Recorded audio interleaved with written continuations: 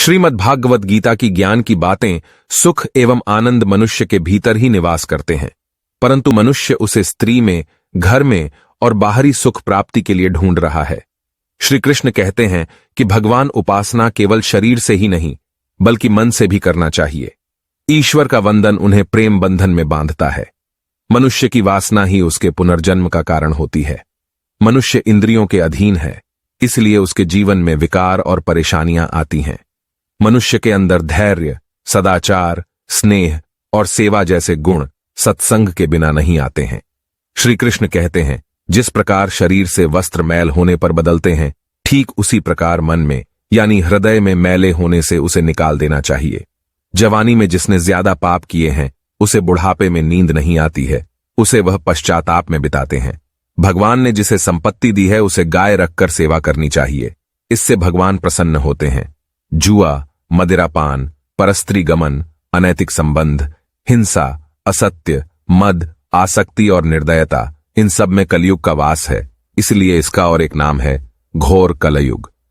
अधिकारी शिष्य को यानी जो ज्ञान प्राप्त करने में परिश्रम करते हैं, उसे सद्गुरु, अच्छा गुरु अवश्य मिलता है। भगवान श्री कृष्ण कहते हैं कि मनुष्य को अपने हृदय को बार बार समझने की कोशिश करनी चाहिए। ईश्वर के सिवाय उसका कोई नहीं है। साथ ही यह विचार करना चाहिए कि उसका कोई नहीं है इस ब्रह्मांड में भी जो उसका साथ देगा।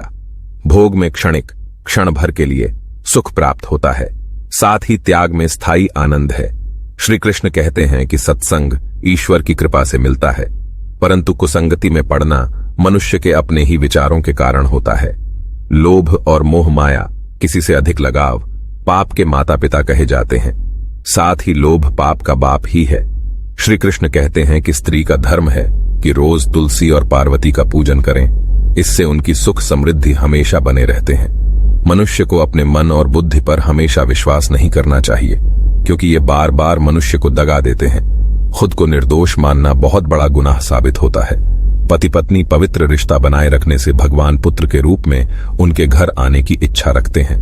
भगवान इन सभी कसौटियों पर कसकर, जांच परख कर ही मनुष्य को अपनाते हैं। इसलिए मन में गलत विचार नहीं रखना चाहिए। सदैव आप किसी के साथ प्रेम भाव से रहना चाहिए।